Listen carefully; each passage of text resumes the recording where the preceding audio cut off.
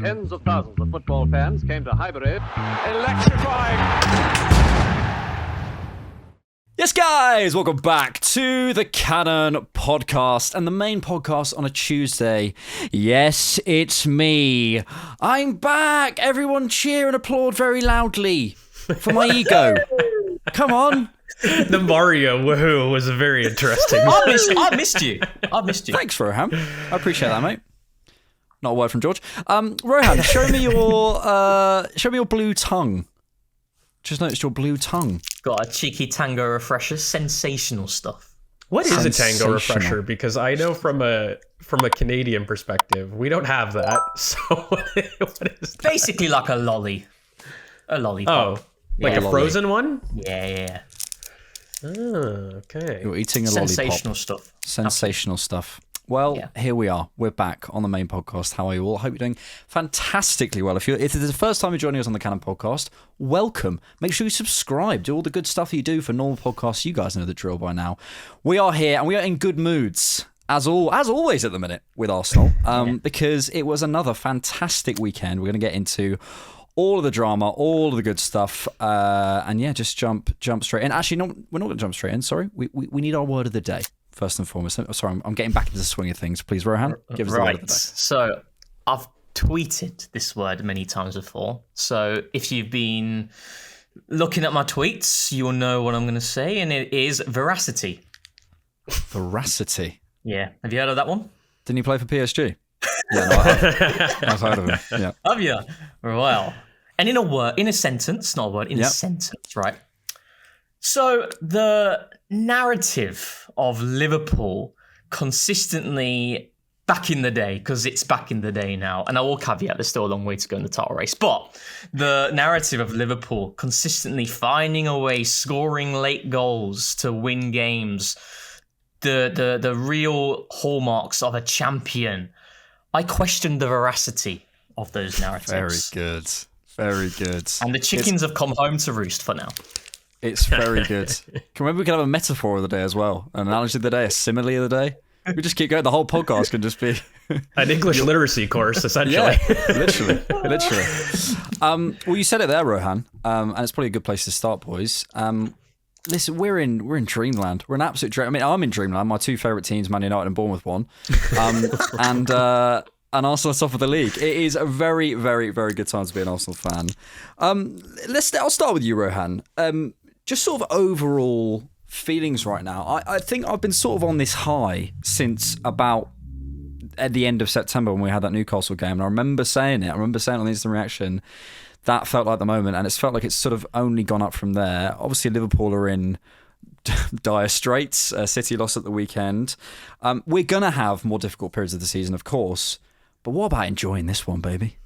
Oh, mate, every single week it's just been like endorphins, euphoria, hate watches. It's like every weekend's a hate watch, and we're doing our business as well. Like, it's sensational stuff. And obviously, you know, we caveat it with the fact that there's a long way to go. It's a marathon, but not a sprint.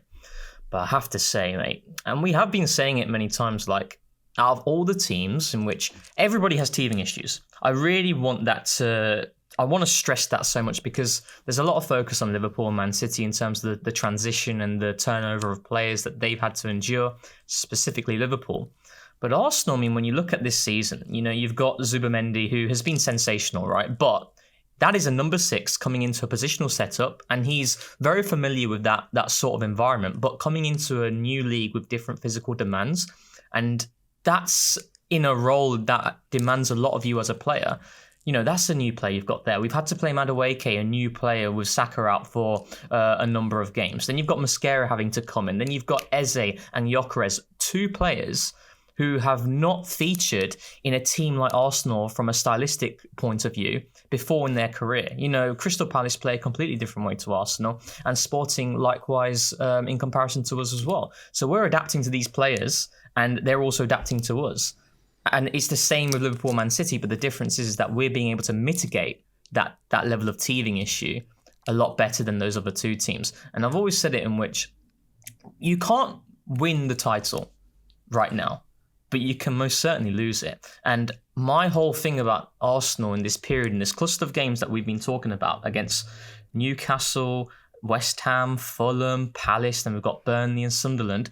Now is the time to be the protagonists of this race, because I said if Arsenal win these games, I'll guarantee you there'll be a lead, because the games Liverpool and Man City have are tough. I mean, I didn't expect Liverpool to lose 4 in a row in the league, but I knew there'd be points dropped. And at a time in which they're undergoing severe turbulence, this is the opportunity to continue to extend that lead. And we've done that. We're in a really good moment, and we're not even close to our peak, which is the scary thing.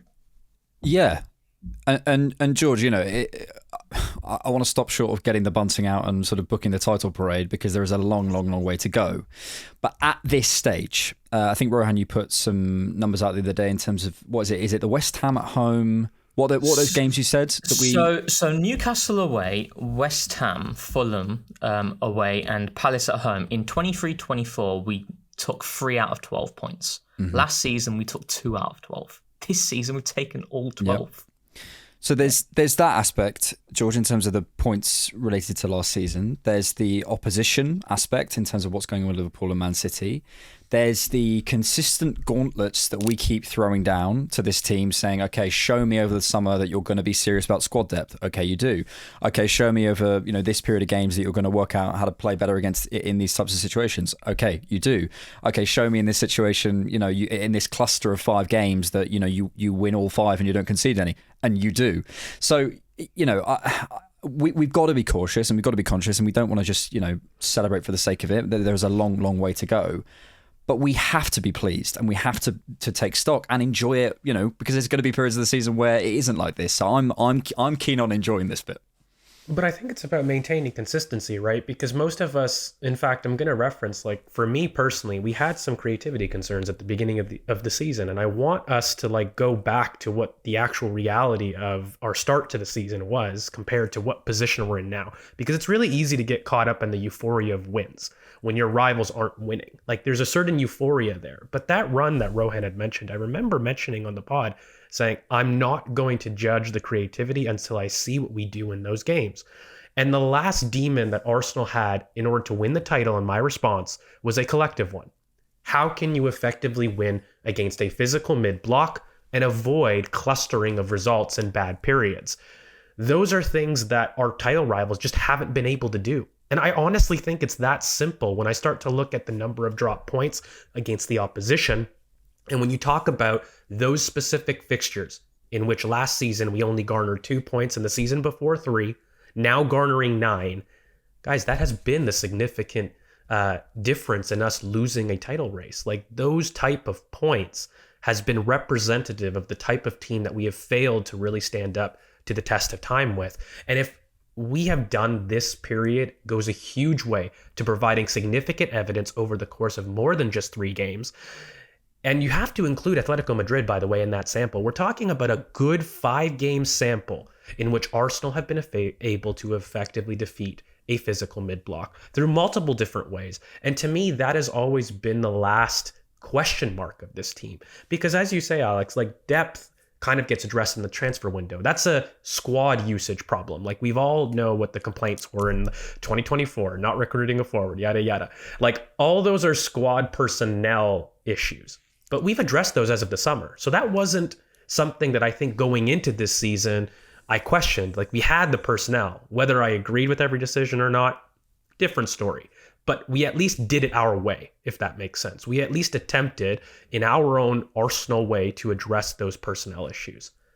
Now, going into it, though, the only game that I would argue that Arsenal did not address was the physical mid-block. I think we've done well against low blocks. I think we've shown sample of that consistently over the last year. We don't struggle with that type of team anymore. We've shown incredible consistency against top 6 opposition. We've shown incredible consistency in our ability to garner points over the course of a kind of 18-month, 2-year period. We are only second to, I believe, Manchester City by a couple points. And it actually could have, I don't know because I don't have the updated numbers, but we could be even at this point in the last 2 years as far as total points won. So it's not a question of whether this team can sustain large amounts of points consistently. It's no longer a question whether this team can have a fault against a particular type of opponent. And it's no longer a question whether we can compete with our title rivals and really good teams and churn out great results. There no longer is a opposition question to at any point of this Arsenal team. And that's where my personal confidence has come into, and why this period is actually significant for me. Not just because we've capitalized on rivals who have dropped points, but the questions of this team that I had at entering the season have been addressed in this run. And, the next run that we talked about, boys, from Sunderland to Burnley, I'm sorry, if we don't win those points, those are shocks. Those are kind of shocks to the system. But it's not something that this Arsenal team have failed to do. They have been able to beat, kind of poorer teams. They've shown that consistency. So to me, we're entering a period in which we just got to maintain the fundamentals we've shown from the next 2 years, and then it's happy days, book the parade from my perspective. But at least we've shown something quite different in this run that I don't think we've shown in the last 2 years. Yes, we've addressed a lot of the issues that ultimately we've spoken about. Rohan, just quickly before we sort of get into the Palace game, not to bring the tone down, are there any issues that you sort of see outstanding remaining and sort of feel, okay, we need to at least have a look at that? Because I think I agree with you as well. We're looking at Gabriel Jesus hopefully coming back at some point fairly soon, Madueke, Kai Havertz. I don't think we've seen the attacking potential of this team, which is why when people bring up the open play XG, Arsenal are currently 5th in the league behind Manchester United, Crystal Palace, Man City and Liverpool. I don't lean into the Jamie O'Hara, oh my goodness me, they're so boring and all this sort of, that's not what I go there for. But there's no smoke without fire. There is something there, in my opinion, that's going to be addressed by the returning players. And also if you look at the fixtures, etc., there's a lot of context there. So that's my feeling on it. But are there any, maybe firstly on that one, but any others that you look at and say, that game state or that player or that moment or whatever, where you're sort of going, that might trip us up in the future, we need to look at that? Yeah, I think for me, I've always mentioned how I'm a massive fan of Mikel from his tactical understanding of the game. I think the way this team is coached is phenomenal. That's the salient thing that always comes out of when I rewatch games of ours. I would say though, from a player specific aspect, Victor Gyökeres does worry me a little bit. I can't hide that. I think he certainly, with the return of Kai Havertz, will help him a lot. And obviously, it was really good to see him get the 2 goals against Atletico Madrid. And actually, I think his performance against Atletico Madrid was by far his best of the season for us. Much better than the Newcastle game, which I do think has become slightly overrated personally.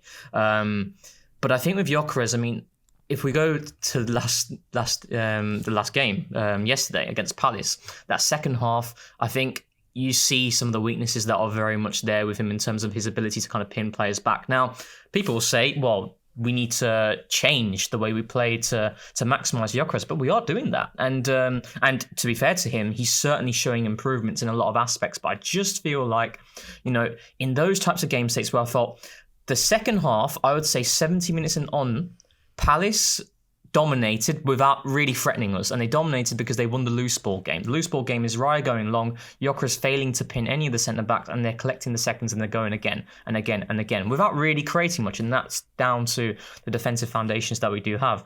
But I do worry about Gyökeres in specific attributes, specific aspects that he's lacking in. And that's my only real concern right now. I would say Eze as well. I didn't think Eze played well yesterday before he managed to grab that all-important goal. But I will say again and to be fair to Gyökeres, these are 2 players who are in a completely different environment. Mikel has spoken about Eze in terms of he is used to games in which it's open spaces and he's running into these big areas in which you can carry, and then it's about performing that last action. Whereas we've seen it, you're up against more settled blocks and you don't get as much involvement on the ball. You aren't the linchpin of the team. You are one of many players who are the linchpins. So there's teething issues there for sure. But overall, though, I'm really optimistic about Arsenal. I feel really, really good about our hopes this season because of the way I look at our title competitors and where they are. They're going to improve, but I just feel there's a ceiling and there's a cap to how much they can improve by. So that's where I stand. Yeah, and before we go to the Palace game, I think just a couple of things. I think first and foremost, maybe one of the things we've underrated, or certainly I've underrated, is us doubling down on what we're already good at. Yeah.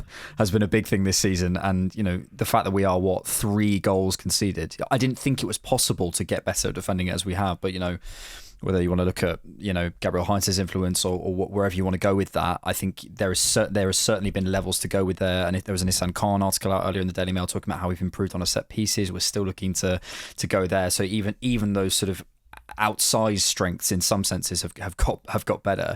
I think quickly on the Gyökeres thing, look, I'm not going to relitigate all the stuff we've said before, but it excites me that even if he doesn't reach the potential, which I think he could get to, I don't think that's season defining. And we've always said that. I think all 3 of us have always said that you can win the league without Gyökeres firing, and I think that is quite exciting. I think my only thing is, and we'll come to this conversation a little bit later around the sort of are we boring and set pieces and stuff, and we'll have maybe a little bit of discussion about that.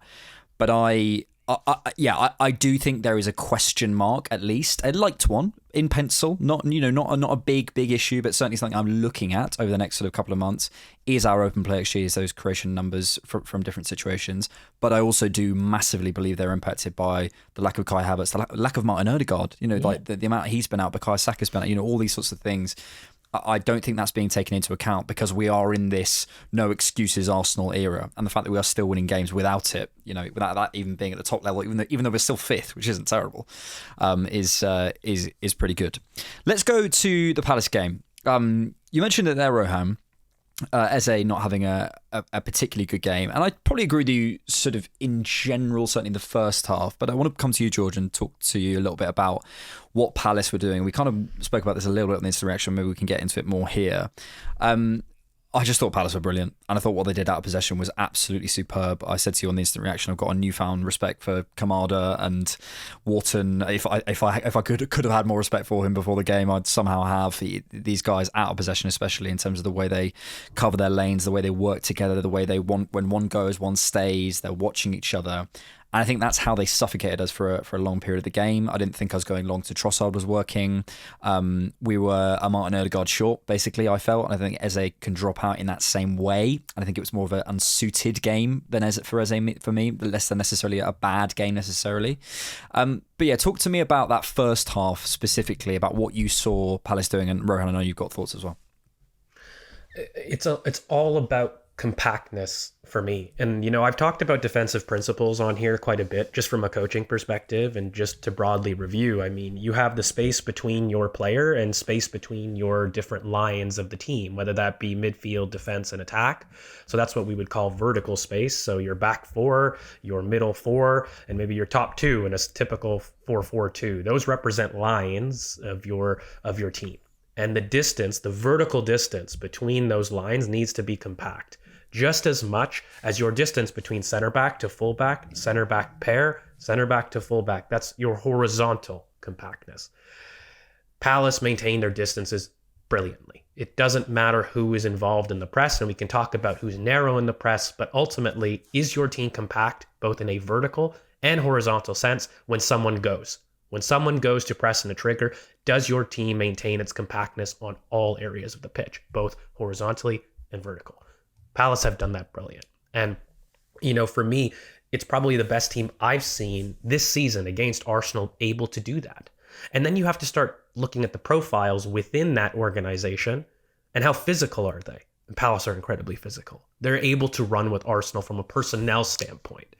And it's those combinations of things broadly, when I'm talking from a big kind of bird's eye view of why they're successful and why we found it frustrating, is because not only did they have the personnel to match us running wise, but it was more about their organization, in which when one person went to go and challenge our center back or our full back, the resultant change in the midfield was to support, not to stay wide. They maintained their compactness, and the team was very difficult to break through on a side-to-side basis. So Arsenal found it very difficult to move Palace around because they didn't get baited by our own build-up concerns. They didn't have forwards that committed too far in advance, which is sometimes what some teams have done. And in addition, their team supported their pressing trigger. So when one player did end up going after a particular trigger, the entire team was backed up and compact, both in a vertical and horizontal sense, which made really the only difficult thing is this vertical long ball. So it meant we had to completely stretch the team in a different area because they were compact through the middle. They were compact vertically. So we couldn't go around them. They had their distances. And, in terms of going through them, it was really difficult because, again, Kamada and Warden would suppress and kind of supplement the trigger quite well. So it meant when we're trying to find Eze, which is your through option in between the pockets, which I think he did a good job of trying to find space, but we were just unsuccessful ultimately in getting our access to him. And so it kind of turned into this long ball game, which, by the way, I don't always agree with Raya going so long in the second half, but those were the frustrations. And the idea was to stretch the pitch entirely instead of just kind of the center of the pitch. And that was our goal. And I just think that we were still trying to find ways of doing that. And really, when you look at the second half, when things opened up, a lot of that came from a little bit more early balls into the channel. Both Gabriel, our center back, taking some excellent impetus in doing that to completely stretch the pitch so that this horizontal and vertical compactness thing that I'm talking about changes their shape. They're operating in a completely different kind of distance of the pitch. And that's what we were trying to do. And I think, by the way, Gyökeres played his part in trying to do that. I just think we needed a little bit more security from him when we did hit the channels to get people more into play, because that tactic was working. It was working to stretch the pitch. And that was kind of the difficulties I found in the first half, because we didn't really iron it out. Whereas in the second, things opened up a bit and we played with a bit more tempo to allow that to open up more. Yeah, I think tempo in the second half was much better. I'd agree with you on Raya. I think quickly on Gyökeres, I just thought you got matched by Lacroix ultimately. And this was my whole point over the summer about that match. However, what I will say in terms of the translation to Premier League defenders, because they're just ridiculous, these guys, even mid-level Premier League defenders are superb defenders. But what I will say is when Havertz is back, I'd have loved to have seen that game. I'd love to have seen him up against Lacroix, after a break, after a rest. I think he could have done a lot better. Rohan, I know you want to speak about intentions. Yeah, just to quickly kind of add on George's conversation there as well. And by the way, Palace, they're really good. they're really, really good. Sorry to cut you. I said this on the Instagram. I think I would be happy if Arsenal went for Mateta, Wharton. Yeah. Make Sarr's a top player. Pino looks really good. Munoz looks good. You'd probably take Henderson as a second goalkeeper. Honestly, mate, they are. Guehi's top. Guehi, of course, yeah. Top team. By the way, 8 months ago, we were doing like our hipster takes in terms of players outside the traditional big six who we'd want, but potentially, I said Mateta. So I'm gonna classify that as a little W. There you go. Well done. But going back to Palace, right? Serious team. Like, I think they're also really suited to that underdog mentality in the big encounters. They did it against Man City in the FA Cup, did it in succession against Liverpool in the Community Shield, and most recently in the league as well. A really, really good team.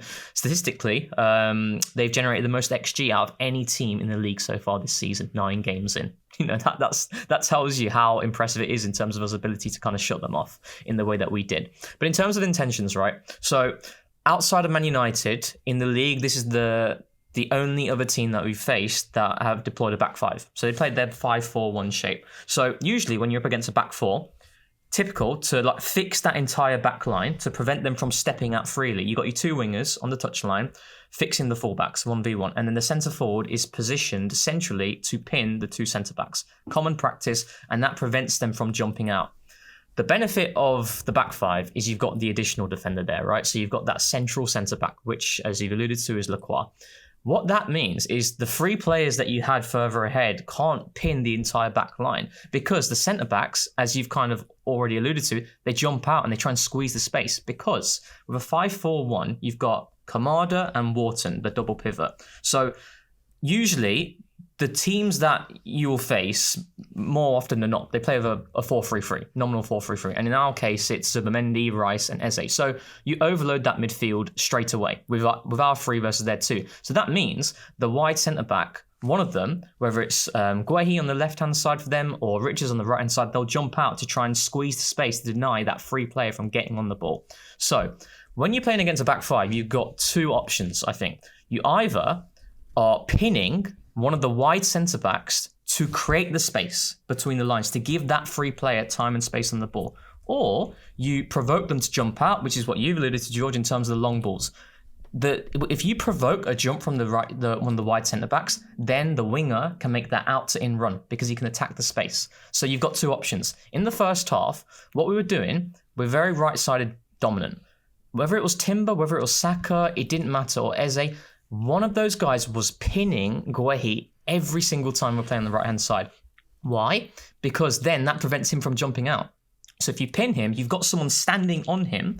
He can't jump out. And then it's about enticing Kamada to jump onto Zubimendi, which is what you alluded to and how great they were at doing that. So the moment he jumps, now that space is open. So we were trying to get Eze into that space time and time again. When Jurrien Timber, whatever his name is, jumped onto Saliba, Eze would step outside the block, which is very common of what Martin Odegaard do, and then he'll drive forward because Mitchell's occupied by Saka, Guehi's occupied by Timber potentially, and then Eze's there to take that space. And he got into the final third quite a few times in the first half, but the final touch was lacking. It's the same with Gyökeres as well. He got on the ball from an Eze pass that was central and it was really good, and he can't play Timber in. So my whole point is, and then you've got the long balls in terms in the second half where it's Gabriel, that ball over the top. He does it time and time again for Trossard.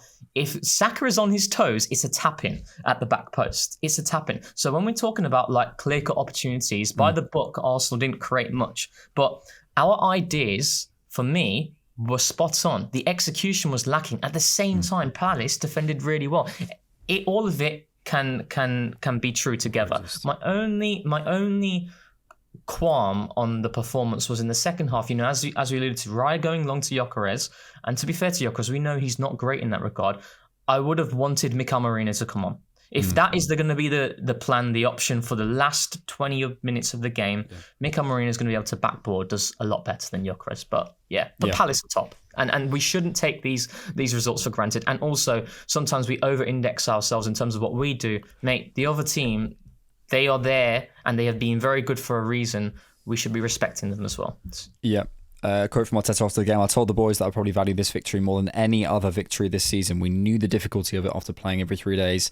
Also, now the crowd is playing with us. It makes such a difference thanks to our fans." And I mean, that will come from playing obviously midweek in the Champions League, but also against such a brilliant team. And I think we could see that. My only real thing before we sort of move on to something else, and I said this again on the instant reaction, I just do feel we could have had a little bit more personality from Saliba on the ball. I think that there are times, and I understand, it's notwithstanding what we said about Palace's block and the intentions that were there, but sometimes I do see the pass on. I just think you can play that 2 or 3 more times a half, but I'm nitpicking. He is one of the best centre-backs in the world. I think that was one of the games that I felt it. But we opened the game with something called a set piece, which I think people are relatively familiar with now. I'm just personally not interested in the conversation about everyone moaning about Arsenal. Like, if you guys want to have it, fine. It just doesn't interest me. What interests me is that it hasn't necessarily been contextualised. And I think this is the thing that I think people really miss about Arsenal. And this is the bit that annoys me rather than... Because people will always have something to complain about. If we scored no set-piece goals, they complain about that. If we scored 20 set-piece goals, they complain about it. If we scored all open play, it doesn't matter. If you're winning, people will critique you. So for me, it's not about that. I think the interesting part is, and I'll come to you on this, George, is Mikel Arteta has consistently been about margins. There's a story that Roman Kemp tells on I think it's on a podcast or something. He's on somewhere. He's on the plane to Lisbon. I'm sure people have seen this, but I'll just briefly tell it. So if people haven't seen it, he's on the plane to Lisbon and he's there with the players. He doesn't quite get the context, but Mikel comes over. He's never met Mikel before. And he's like, Mikel introduced himself, says, hi. And he says, how was the match at the weekend? And Roman Kemp was like, yeah, it was good. And it was the match of the weekend. I can't remember exactly which game it was, but it was the one before Lisbon last year, where they started saying the players' names 3 times. So they'd say, Bukayo, Saka, Bukayo, whatever. And he was like, so was it fun? And Roman Kemp goes, yeah, it was fun. And Mikel goes, how fun? And they start talking about the sort of the three repeats, etc. And Mikel said, yeah, that was my idea. You could take that. You could take the removal of the tunnel. You could take a million different things. The dog, whatever you want to say. The set pieces is kind of it's a very obvious thing, but it's not by the by, but it's part of a bigger picture of a guy who is obsessed with every single detail to win a football match. And to me, that should be the story. The fact that other people, it should be, isn't it weird that Arsenal are so good at this thing that's 33% of football goals and no one else is? And doesn't that come from, in my opinion, a compliment to this guy who is obsessed with the details? That to me is the story. I don't care what Jamie O'Hara says. That for me is the take. I think that your context, there's a lot of context that I'd like to bring to the conversation. I'll build off like the margin talk. Mikel has been clowned for these details and attempted details for a long time. Like whether it's, the media criticizing the fighter pilots coming in, even though that was a year old, whether it's the entire Liverpool song being played from our All or Nothing. One thing you cannot say is that Mikel Arteta is driven to consistently try to improve. Some work, some don't, but at least the man tries. And he tries to find value in other things that people don't value.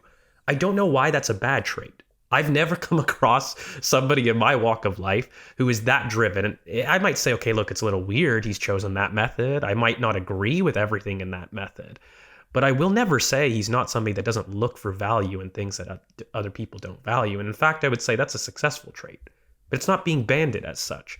As far as the set piece thing, I saw a graphic on Sky, ironically, that I think 19% of all Premier League goals have been set pieces this year, period. So if the league is trending towards that, which ironically the media is now saying the league is doing, why isn't the conversation talking how Mikel did see value in this before the league did? I mean, I know that Pep always gets praised for some of the things that he's introduced over the years about seeing things ahead of time, but I don't think Mikel gets that respect. Why? Because he hasn't won. And that's really the fundamental of it. I can talk fancy as to why these things happen, but really it's because he hasn't won, he hasn't got the respect, and then once he does win, he'll get that respect. But also the open play thing, mate, for me, it's just the more frustrating thing is knowing that I have seen differences this season. And I've just seen flat out lies that we're still projecting the open play metrics of being in 17th place of 2-3 years ago, when really we are 5th for open play chances and 5th for overall XG this season. And we're only like something like 0.8 behind Liverpool in total XG. Meanwhile, scoring the second most goals. And I just find that the context is really disingenuous for some of the frustrations. Yeah. Are we perfect in the central progression thing? No. Have we made major inroads to address that this season with very quantifiable change? Yes, we have. Have we seen it in terms of our most difficult games that we've actually criticized not seeing that in this previous run? Yes, we have. Are we done? No.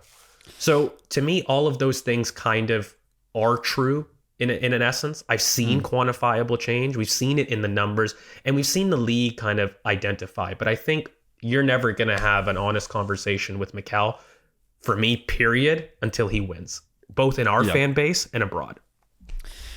And I think that's ultimately it. It is not only is it's a case of ultimately you're never going to get flowers from your rivals, so stop trying. But it's also until he wins. I do think we have to be a little bit careful. I think the open play thing was true, as we've scored 5 goals from open play this season, and that does put us 17th in the Premier League. That's not a lie. But we are 5th for open play XG, which is a different thing. However, also the goals from set pieces, for example, that Eze goal, I think it's a bit harsh to judge it as a set piece goal. It's a second phase, isn't it? Doesn't quite land with me. But look, Rohan, on the Mikel thing, I think George kind of nails it in the sense that it's just until we can have the conversations, and there'll be many podcasts that want to go there and go look at this person or whatever, and that's fine. Fair enough if you want to. It's not up to me, but just in my opinion, this much more points me to being frustrated at something slightly different, which is, can you not see the pattern, which is that this guy's obsessed with the details, and this is just yet another detail he's mastered, but he won't get the credit until he's won something, and we have to accept it. He's a trailblazer, genuinely. He's always seeking to find an advantage in whatever way, shape, or form. I know it's another bingo card, but Mikel Molina. Oh, there we go.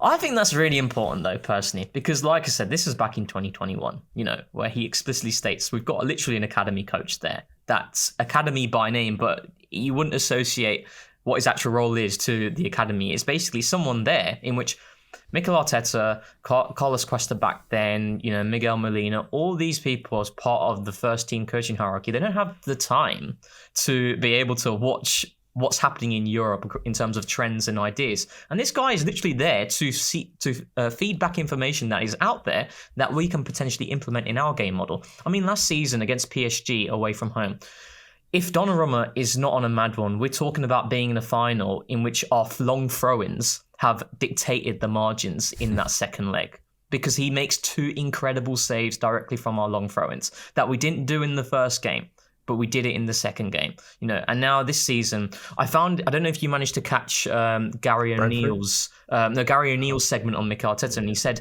it's the best thing where he said, Mikel Arteta is not a snob. He will do anything, whether it's the ugly anti-football that the mainstream kind of refers it to. And I can understand it to some extent, because obviously not everybody will want to see long throw-ins and being that as part of a major part of the game. But Mikel Arteta doesn't care. If it gives him an advantage, he will use it. And I am all for that personally as well. And, if we go back to when Pep Guardiola won the Champions League, how did he win it? He said he had a realization. He referenced Arsenal and he referenced the usage of Tomiyasu in terms of that game against Liverpool, the Salah lockdown job in which he did, going 4 out-and-out, centre-back type players at the back.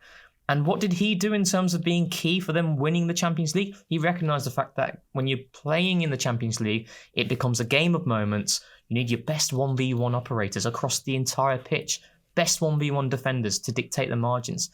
Mikel Arteta was someone doing that, in those games at that time. Mikel Arteta has we've seen Tomiyasu with those marauding runs against Man City to help us allow Martinelli to execute that finish against Man City when we won 1-0 at the Emirates in 23-24. He's always someone who's trying new things. It may not always be something you agree with, but you can't knock a man always trying to find a way to improve and grow. I had just to jump in, and I wanted to know your guys' thoughts. I had said this on the instant reaction, and I genuinely feel part of this kind of disarray that we're feeling, both in the media and even within our own fans, has to do with how we view the club as well. Because I think from an English culture perspective, I look as an outsider as you guys valuing these things. And you guys always have, in terms of direct play, hard work, valuing the margins. I mean, for goodness sakes, one of the most successful teams, as I said, in the IR with the United treble. The moniker was, we don't have to play well to win.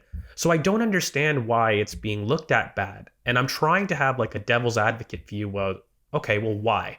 Not just do they look at it and they're critiquing, but why? And I don't know if some of this is because Arsenal Football Club's fabric has been beautiful football. If Chelsea was doing this exact same thing and we were in the exact same position, they are a club that you associate a lot of their success with these principles. Would there be as much pushback for somebody doing it? Is this kind of something that we grow to view a club in the fabric of how they like to win? And if you see them doing it a different way, we're confused, both as fans and other people. I don't know if it's right, but it's a theory that I've been developing lately where I feel there could be this kind of push and pull between what you feel an identity of a club is and then what they're actually doing.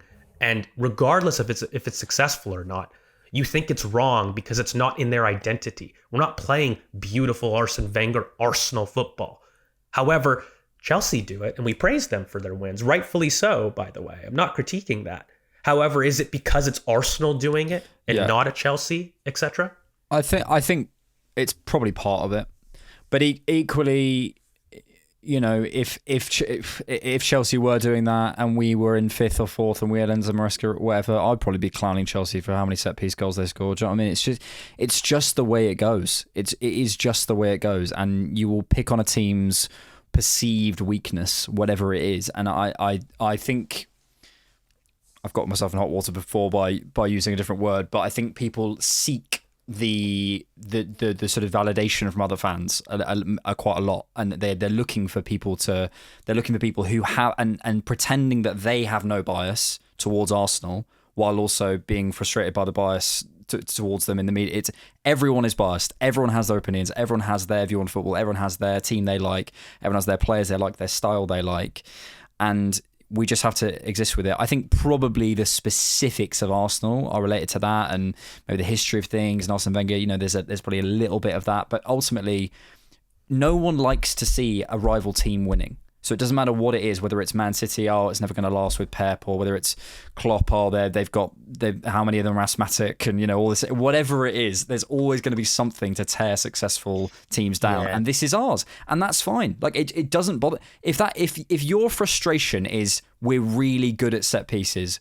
Honestly, that's probably one of the best frustrations that any team's ever had. Because Mourinho's teams were like, what? They're bastards, and I don't want to be labelled like that particularly.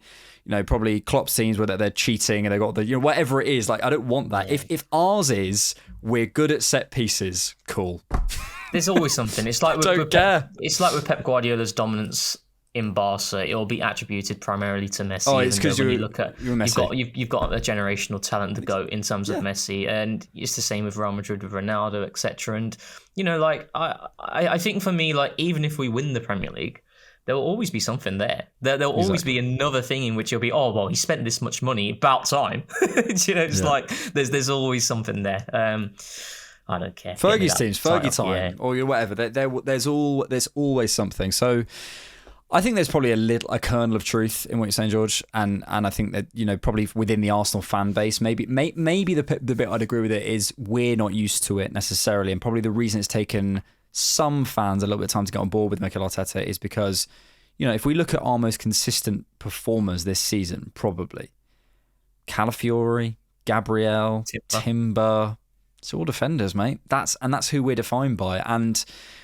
if you asked me to pick like a choice between would I be an Arsene Wenger type team or would I be a Mikel Arteta type team, I probably would edge to the Wenger team, probably just for my personal taste.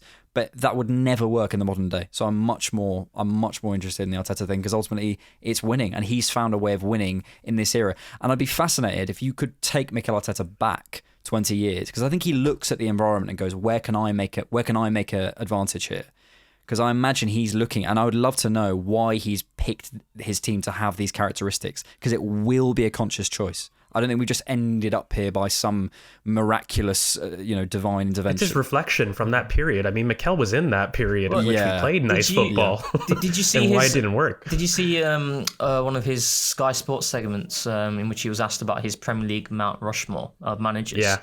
And he highlights David Moyes quite massively in that period. It's like Arsene, Moyes, Pep, Fergie, but Moyes was given a strong mention. Yeah. No, so yeah. George, I'm just going to pause there. Do you need to take the call?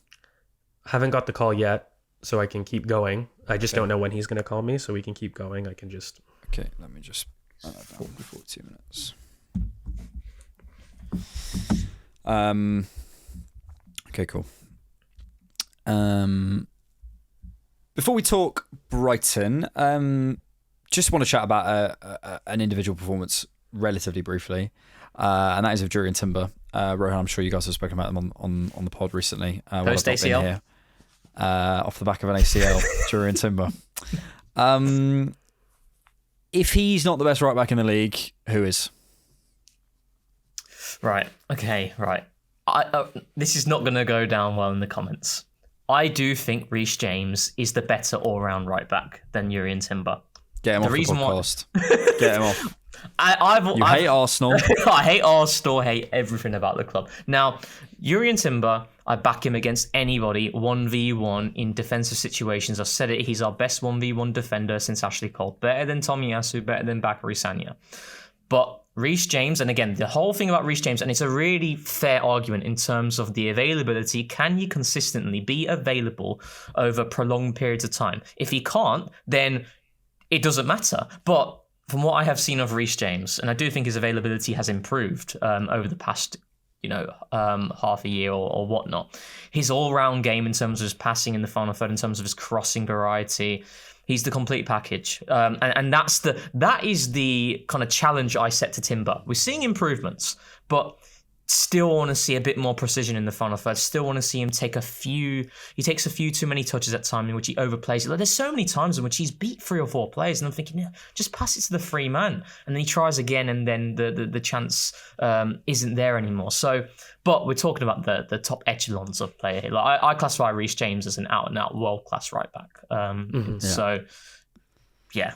But Can't I do stay think fit James, though. So Jurrien Timber, mate. Yeah, no, George, we did a scout on Timber not too long ago, and spoke about the issues. Spoke about certain issues and certainly how he becomes that sort of undoubted best right back in the world. And one of them is in his deliveries. And it's interesting, sort of both of our fullbacks at the minute, probably they're arguably, if you could give if you had one attribute to give them both, it would be their deliveries, wouldn't it? Talk to us about that, because I do think there's a level of development to go there in this team. I do think we miss that a little bit, maybe in our game model. So yeah, broadly speaking, I would say and argue that in the 2000s, that kind of wide midfielder cross was more prevalent in the game. And I think as, Juego de Posición came into a whole thing in the modern game, and this idea of wide outlets and people stretching and maintaining your minimum and maximum width, which are maybe principles we can review at another time. But this idea that, the width holders aren't your traditional midfielders that are running onto it. I think it's almost come out of the game just naturally, right? Because people are holding width more to create space. Whereas in the 2000s, it was more about, we're going to create space centrally, but the wide options are where they're going to run into and whip in that cross. And there's no longer that space to have that leeway to even do it. So crossing has been a unique skill. I mean, we highlight our Kevin De Bruyne's, we highlight our Trent Alexander-Arnold's, we highlight people that have this game-breaking ability to cross and have the half space cross. But I wouldn't argue we have very many people in the global football fraternity that really have that. And, it is something that even though we critique a Jurrien Timber for, or even the squad for lacking, I do recognize, I think it's almost a global skill issue, just as much as it is a squad issue. But really, I'll just break it down. There's 3 types of crosses that I would really like to see us have a little bit more kind of use from. One is Bukayo Saka is one of the most underrated players in world football in creating from the touchline. Every single stats piece highlights it. He's incredible. But this kind of floated back post cross is something that Arsenal have worked in pattern of play before. And we haven't. I don't think I would ask too much more of it. There's just 2 particular crosses that I think Jurrien Timber can improve on, and our squad can.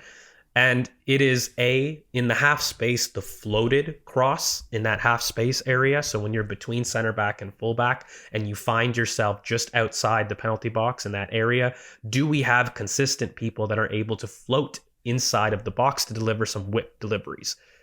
Sometimes it works, sometimes it doesn't, but I don't think we have enough consistency there. And then lastly, it's the cross on the run that I like to call it. That big overlapping Ben White run.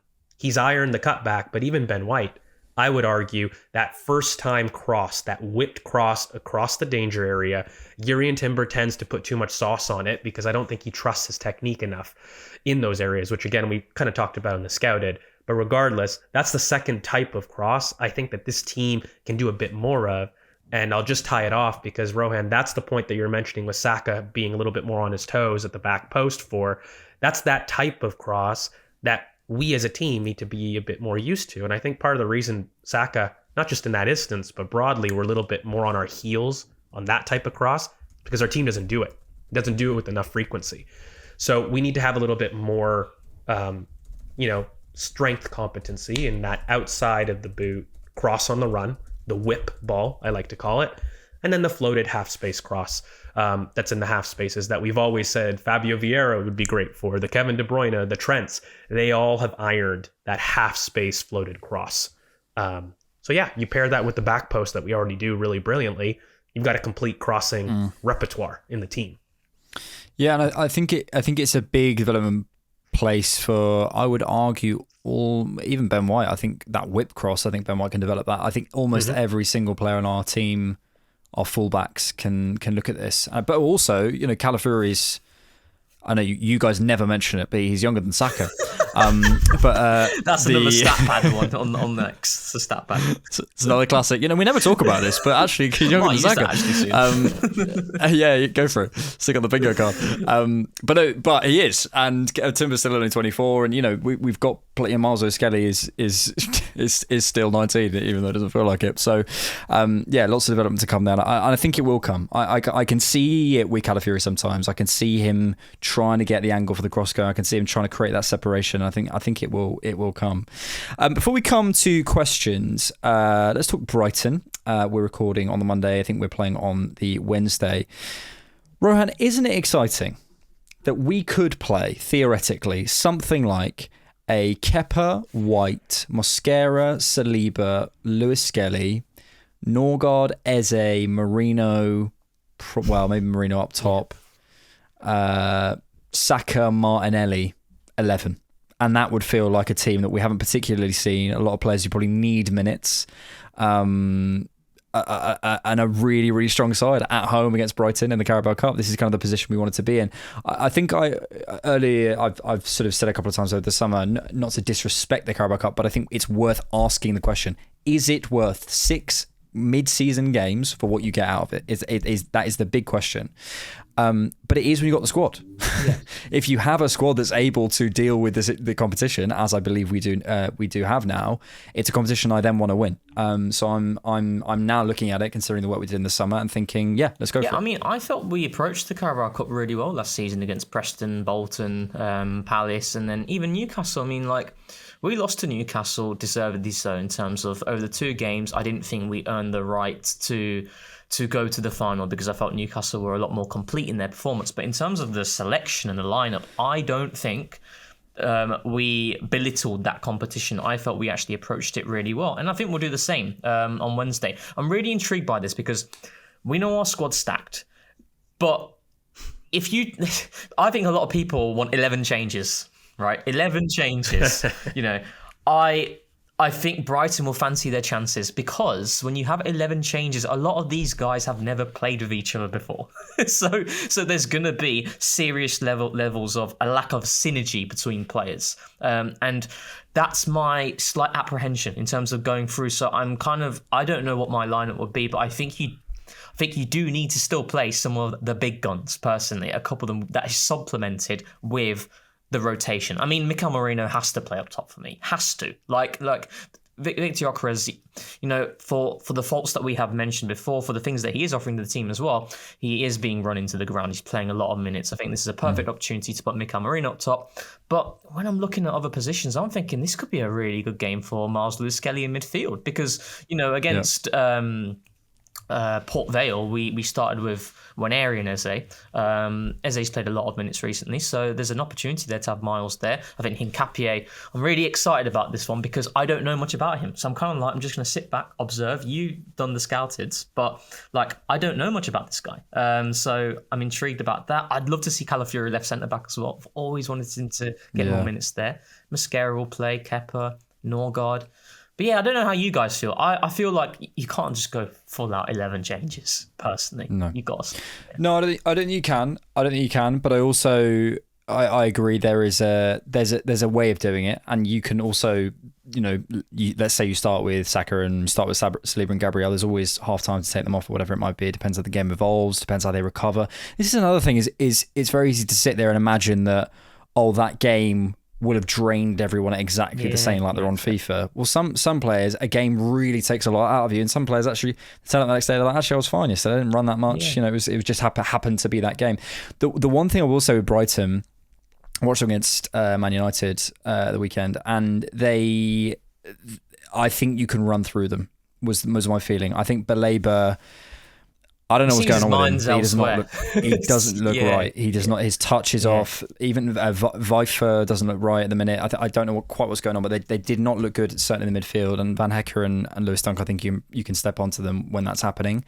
I'd love to see us run through them. I think players like Martinelli are going to be crucial here. I think Lewis Skelly driving is going to be crucial here. But mate, whatever team we put out, I'm almost certainly going to be really happy with it. One area we haven't even discussed, and I think he'll be looking to take something forward. Dalman, there's so much talent that hasn't really been seen and used that I think will have legs, that I think will be ready and has been used enough to be fit.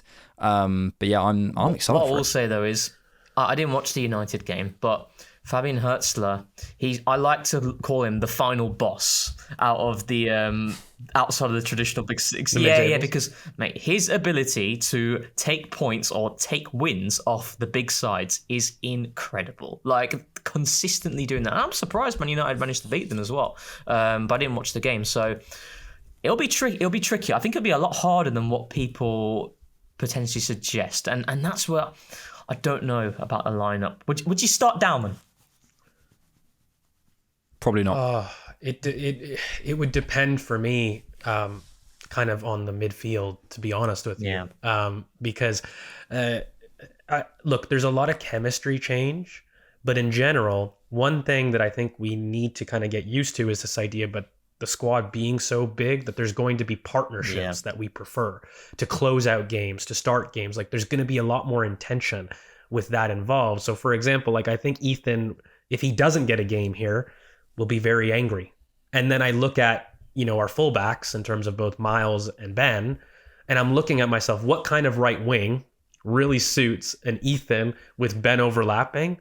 Mate, it's hard pressed not to say Max Dowman from a simple profile perspective with Madueke out. And it becomes a case of, for me, I understand the change aspect, but we've almost bought to recruit that this change needs to be a strength.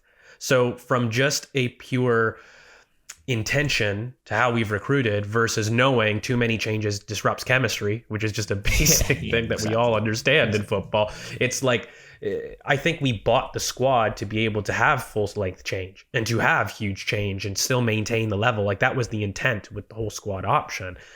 And I'm struggling with this, mate. I really am, because it's the start of the Carabao Cup. We need to start well, and we have a really tough opponent. Who will take it seriously, because they're one of those types of teams in which they're not really going to be like, well, they could do, but they're not going to be like in Europe challenging consistently week in, week out. They're not going to be in the relegation fight. They're those mid-table teams in which Carabao Cup is a very good opportunity to have a really long run in the competition at a time where other teams, the big teams, are going to be rotating. So, yeah, it's a banana skin. And I struggle. It's the sort of competition that they will take seriously. But they do have Solly March out, they have Hinshelwood out, they have Veltman out, they have Matoma out, they have Gruda out. I think they're vulnerable. I think we can probably beat them. I'd probably start with Saka, to be honest, because I think Saka needs to play himself into form. I think he came on for 65 minutes. Doesn't have to complete the game, but I'd probably start with Saka. I think we can start quite strong and then hopefully win the game early. But yeah, we will see. Do you have a lineup in mind, or is that going to be a question that we want to address maybe in the questions? I would go. Go on, Alex. Go on, Mr. Moneypenny. I would go Kepa. Agree. White, Saliba, Mosquera,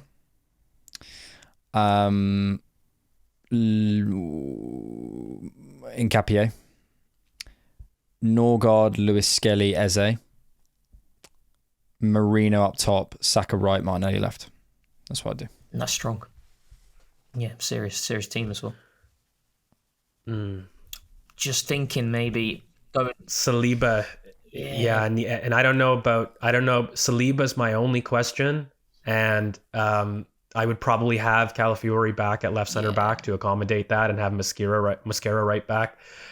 And the Ethan thing for me, he's really got to play in this game for me, and I know that that's a youthful background, but I'm hoping with Norgard and Marino to kind of pinch that box midfield.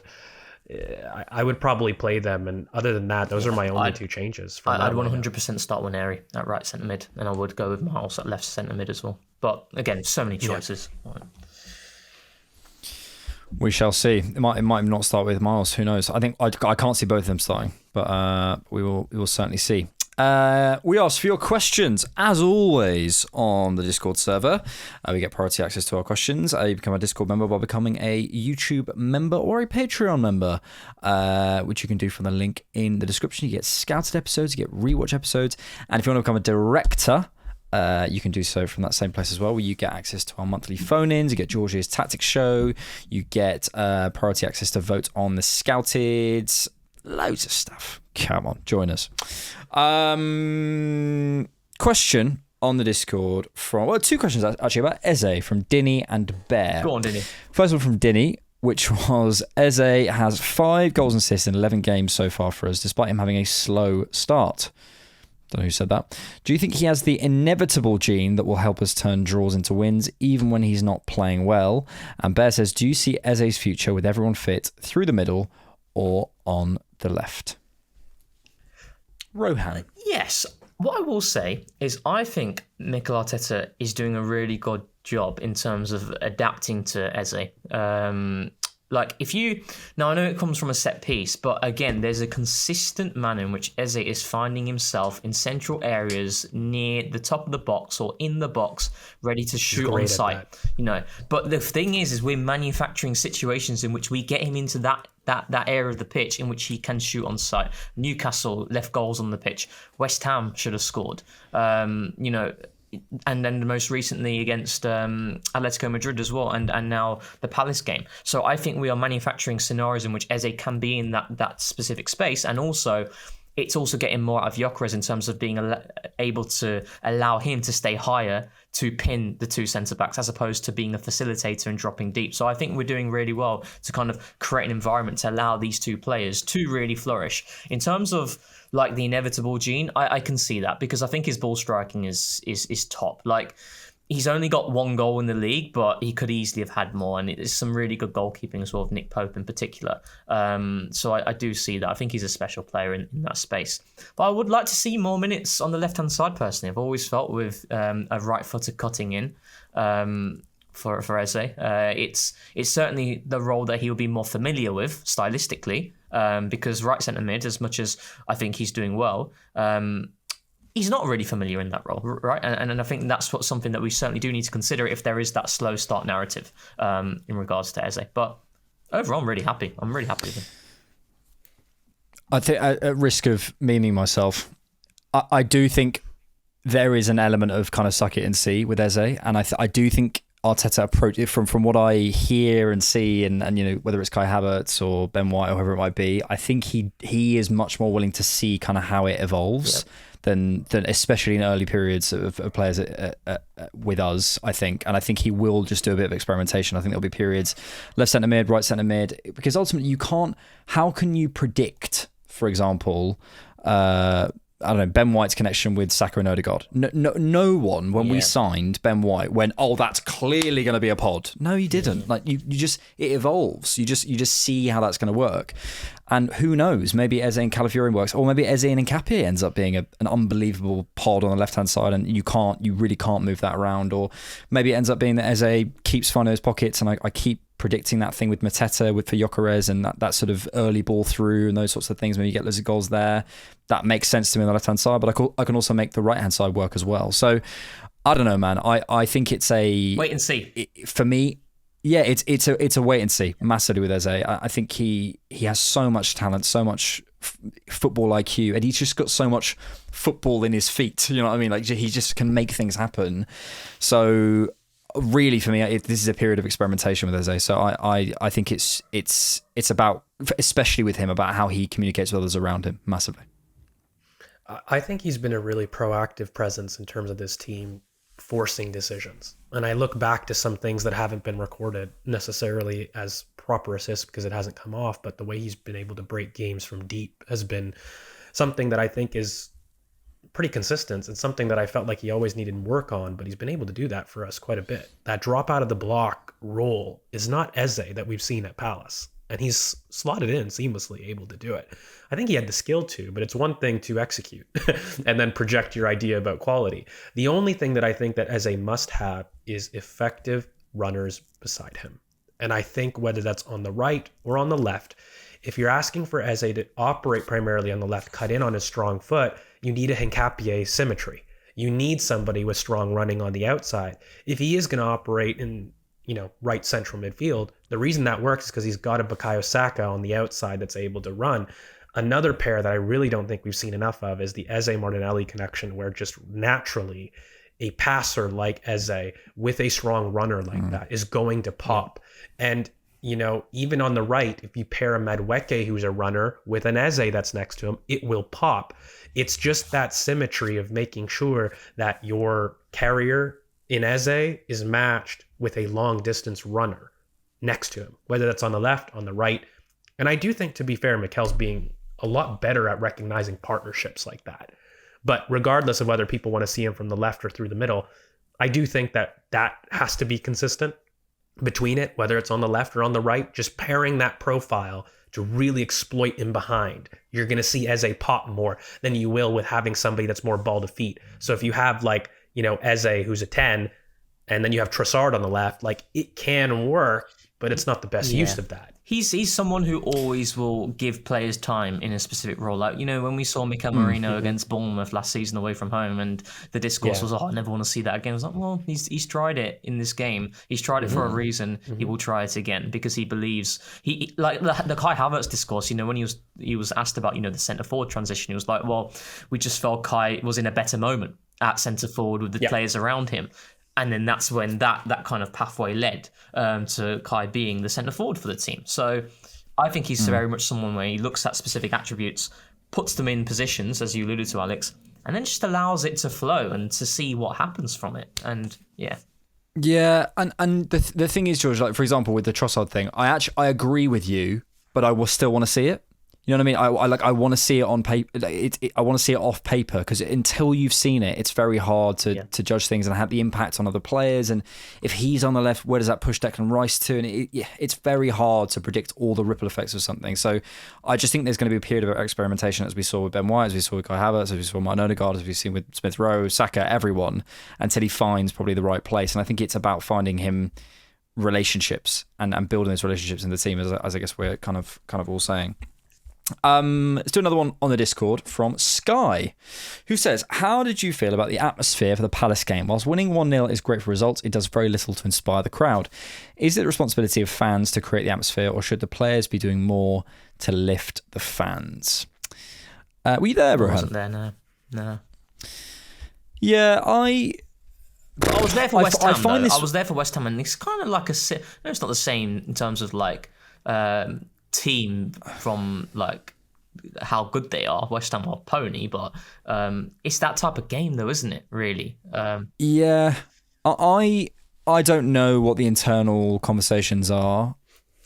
I really doubt Mikel Arteta ever blames fans. Well, he doesn't externally, and I doubt he does it internally, because I don't think it's useful. I don't think it just creates an animosity. Ultimately, the fans will respond to what you give them, and what you've given them is 2 years where you should have won a title and you didn't.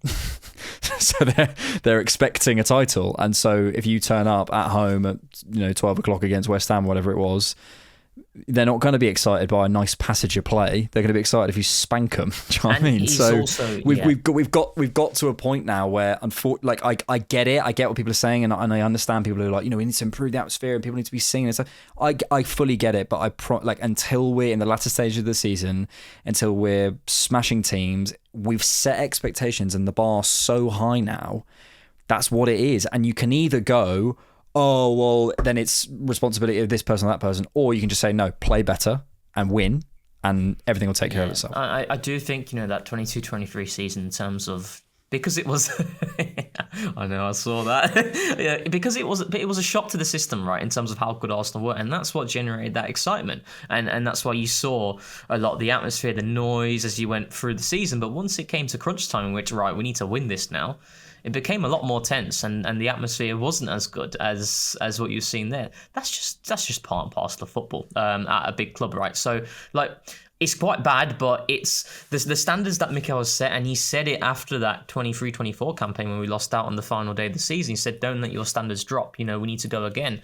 And that standard is like, for Arsenal fans will go into that game against Crystal Palace. They don't care what Crystal Palace have done in terms of being giant killers and their performances against the big teams. They'll be looking at it and thinking, Palace, that's a must win. Got to win that, get the job done, and go home. And that sort of mentality kind of prevents that noise being generated as well, in comparison to like a big game. Like Arsenal play Spurs, Arsenal play Man United, Chelsea, all these teams. Doesn't matter what state they are in, there will always be big atmosphere at the Emirates because of the size of the game in terms of the types of clubs you're facing. These are like rivals. These are like bragging rights with your friends and people you banter with. So it's a different thing. And I also think there's an element of like, people go, oh, but compare it to the atmosphere at Anfield or the Bernabeu. Yeah, go watch Real Madrid against Alaves on a Saturday afternoon. Like it's very easy when you see it on TV on a big Champions League night and you go, oh, whatever. No, I'm not saying we're there, but I'm just saying it's not as far as Liverpool you think. playing West Ham at 3 o'clock on Saturday. I'm telling you, it's not all this. It's a myth. Genuinely, it's a myth. So there's a couple things, right? But Mikel has always valued the marginal gain from the fan experience. Like everything that we've done in terms of changing the tunnel, in terms of adding the song, in terms of him, he recognizes the power of what fans can bring, like on a level there. The separate thing is I don't remember having these concerns with Atletico Madrid when it was pumped 4-0. When Madrid went off, like I didn't remember the atmosphere being critiqued. It is super outcome driven, in my opinion. But also, I think it also shows a journey. The fact that we're in a boring way against Palace, because last year we weren't. It was nervous energy. And it was really borne out the fact of now we just expect to win against every single team. And it's that you can call it entitlement, potentially, because, you know, there's this idea that we do have to deliver. That's on the back of everyone's mind, none more so than the club, Mikel, the players who have all said so. It's on the back of this club. We all know that this process needs to end in that. But part of that also results, in my opinion, in a wee bit of entitlement, because when you compare it 2 years ago, there's this idea that we are bad, we're expecting to be good.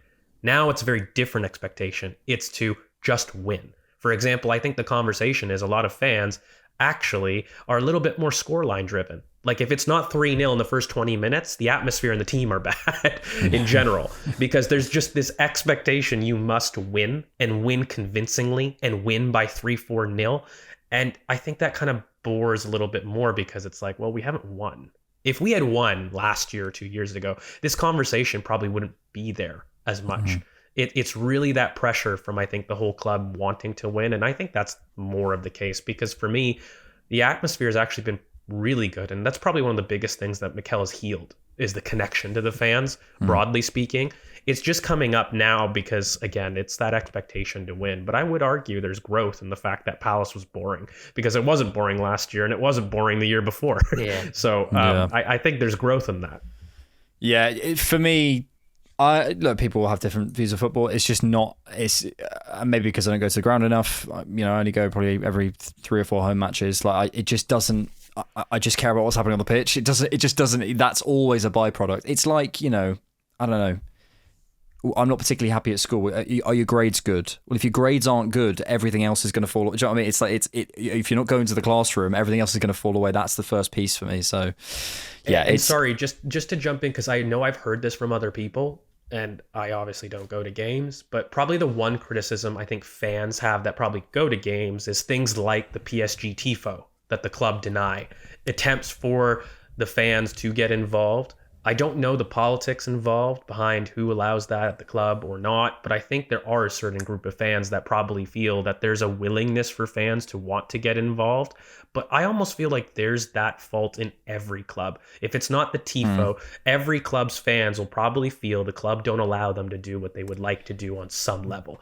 But there probably is always something we can do, and I'll never critique the club for not being able to facilitate that relationship more. Like, I think that's always a good thing. But I just don't know how much that plays into Arsenal specific versus everybody in the league. Yeah. And it's not to if it could there have been a better team against PSG, obviously, you know, could you know, is it whether it's, I don't know, expanding the Ashburton army, of course there's things we can do, but for me it feels a little bit like moving things around on the Titanic unless the team is good, unless we're winning, you know what I mean? So it comes from there for me.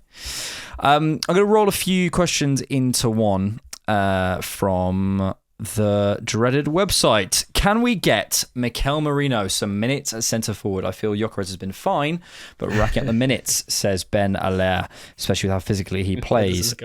And Ryan Cooley says, genuine serious question, and I'm an Arsenal fan, is Mourinho a better Premier League striker than Gyökeres? Honestly think he is. Gyökeres' touch is League One level. Rohan, I would have been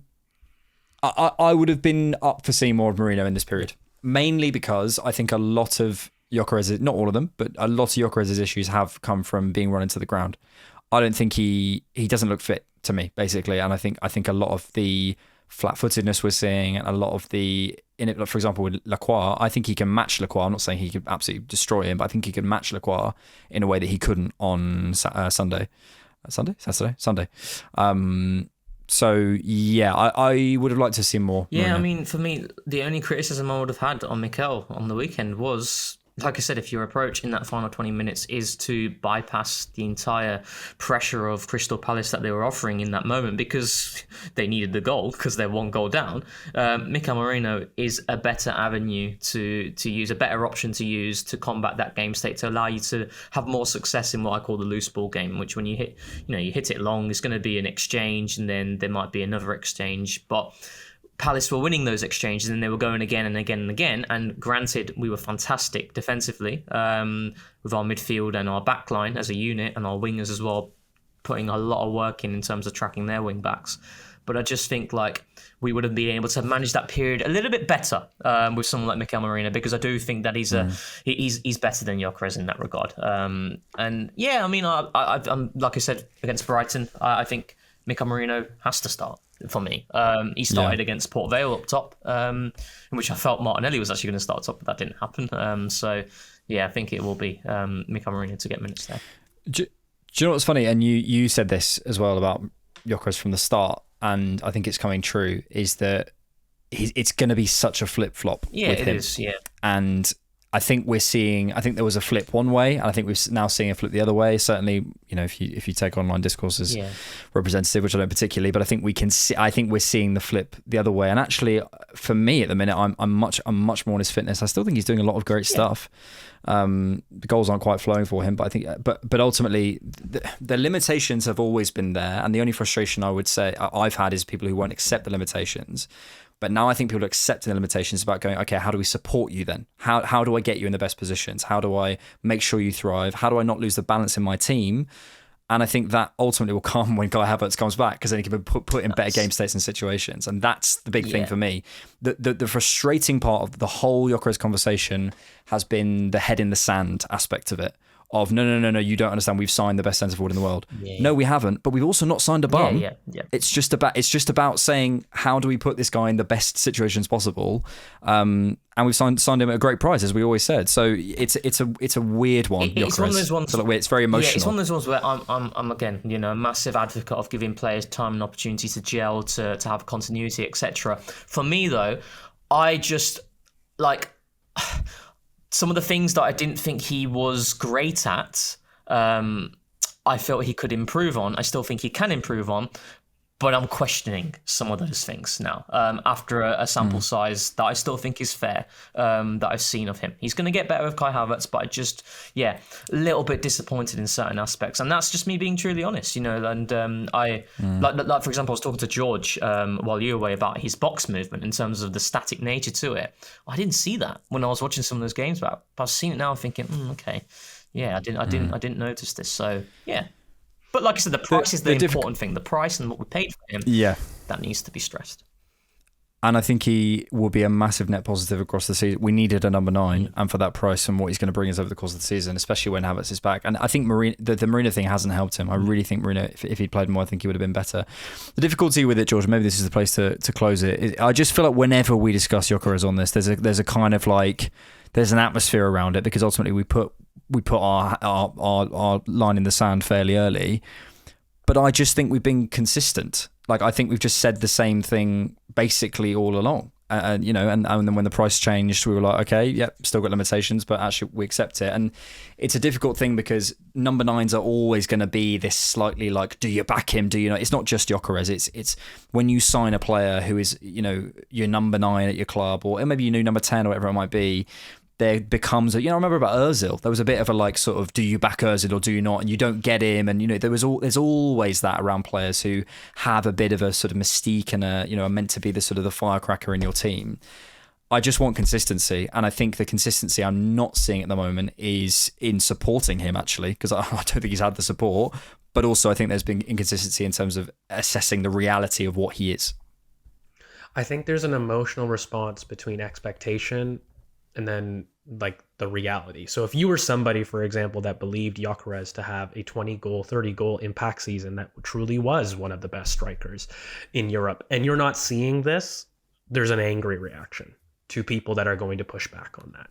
And if there are people that feel that, like myself, I didn't think he was the upper echelon of striker. I thought there were very clear limitations, and I was hesitant in buying the player because I felt like those limitations were too much.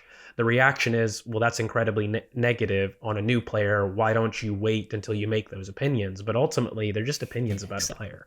And it's about expectation. And ironically, I'm actually more happy with Gyökeres' performance because of my own personal expectation. I came into it thinking these would be limitations. I've seen the limitations. So I'm actually not upset with Gyökeres in terms of what I've seen. And in fact, if anything, the one thing I do think is I've actually seen a little bit more like selflessness to the team than I expected in terms of my own scouted. Like a lot of the runs and his buy-in, I always thought he had a great mentality. That's neither here nor there. But the selflessness in his play has absolutely been there. And that's all I need from a player, ultimately. At the end of the day, we all just want players to succeed. And I do feel that a lot of this pressure comes from the fact that we all wanted, by the way, a second forward that had the gravity of Saka. That, I think, honestly underpins quite a bit of this critique, whether you're talking about Madueke, Gyökeres. There was a feeling that every Arsenal fan has felt for the last 2 years that we wanted somebody of the same gravity as Saka on another side of the pitch to offer him more space. And the debate has been, by the way, how we're looking at Eze to fill that, how we're looking at Gyökeres to fill that, how we're looking at Madueke to fill that, because Arsenal's decision was to fill that by committee and not by a player when a lot of people looked at the player. And I really think that disconnect happens because there are some people that thought Gyökeres, the individual, was going to provide that. And, I don't want to drag Rohan into this about the whole pinning of center backs conversation that we've seen with Gyökeres, but I do think some of the commentary on that is born from, I want the individual to be that person as opposed to the committee. And in fact, it's something that, every single team, when the centre forward is in the middle of the pitch, they're going to keep two centre backs there. It's just part of football. Always has been, always will be. So, And I think that's the problem. Ultimately, where I stand on this is Gyökeres will help us to win. Yep. How much and how much proportion of that kind of depended on your expectation or not. So personally, if he's not delivering right now and you were in the camp of he had limitations, you're smiling. And there's an era of I told you so. And then in the other camp, when he does start scoring, because by the way, he will. This won't last. Like as we said, he's not a bum. This form won't continue. I'm going to be fair. I'm going to say I felt similar unless we end up having like a 20, 30 goal season from him, which we very well could. And I hope he does, because at the end of the day, we all want Arsenal to succeed. So it's not about being right on a player or not. It's about supporting him, making sure he's got the environment to thrive. And that's the crux of what a fan should do. And that's the only thing I'll ever tell people as fans, including myself. I can have my opinions on a player, but once he wears the shirt, and I maintain this, I want him to thrive. Make no mistake about it. I don't want to be right or wrong. And actually, I don't care. It's more about us doing our best with him. And it's not just Gyökeres, it's Eze. It's all the new signings and all our players, period. We just want them to be put in the best positions to thrive. And that's it. I also wonder whether this period of games conditions him a lot quicker than maybe he would have been before, because he's been forced to play. And I wonder whether it actually speeds up his adaptation a little bit, because I do think there's still some body conditioning stuff to do. I've always said, I think if you look at him next summer compared to when he arrived, he's going to look very different physically.